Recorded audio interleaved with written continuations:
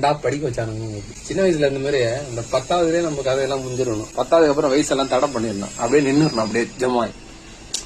ஏன் சொல்றேன்னா, இப்போ நேற்று சமகடுப்பு எடுத்துட்டான். பக்கத்துலேயே ஒரு நாய் உட்காந்து இருக்கும். என் கூட தான் அது என் கொல்லி இருக்கிறது அந்த சனிய. நல்லா அவனை பத்தி அந்த மேனேஜரை பத்தி பின்னாடி நக்கலா பேசுவான், கலாய்ப்பான், இது பண்ணுவான். நான் ஒரு வார்த்தை கூட பேச மாட்டேன், நான் அமைதியா இருப்பேன். என்னன்னாலும் அவன் ஒரு மேனேஜரு, அவனுக்கு நம்ம மரியாதை கொடுக்கணும், அமைதியா இருப்பேன். ஆனா இந்த நாயே அவனை திட்டுவான், கலாய்ப்பான். ஆனா அவன் முன்னாடி போயிட்டு நல்லா ஜாலியா இருப்பான். நல்லா அவன் சொல்ற ஜோக்குலாம் செமையா சிரிப்பான். சார் நீங்க சொன்னா நல்லது சார் அப்படின்னு சொல்லுவான். அந்த மேனேஜரு இவன் வந்து நல்லவன் நம்பி, ஏன் அதை நான் சொல்றேன்னா, நேற்று ஒரு சுச்சுவேஷன் ஆயிடுச்சு. வீட்டாண்ட வந்துக்கிறாங்க இந்த அரசாங்கத்துல இருந்து. அவன் பர்மிஷன் கேட்டு போயிட்டு என்னை பார்த்து சிரிச்சுட்டே போனான். ஏன்னு தெரியல. நான் போய் கேட்கறேன், இந்த மாதிரி வந்திருக்காங்க எமர்ஜென்சி சார், நான் போய் ஆகணுமா, கூப்பிடுறாங்க சார் அப்படின்னு. ஏன் இப்படி இர்ரெஸ்பான்சிபிளா இருக்கீங்க எப்ப பார்த்தாலும் அப்படின்னு கேட்டான். இத்தனையும் நான் அண்ணாகிட்ட எதுவுமே கேட்டது கிடையாது முன்னாடி.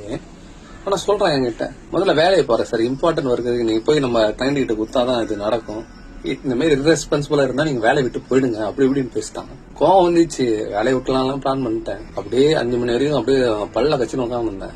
அப்புறம் வீட்டுக்கு வந்தோம்னா ஒரு பிரச்சனையா வருது.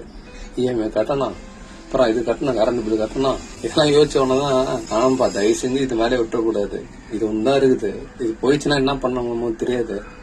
அதனால பல்ல கட்சின்னு வேலைக்கு போயிட்டேன். சரி விடு, இதே தேவையில்லாம பேசினுக்கிறேன்.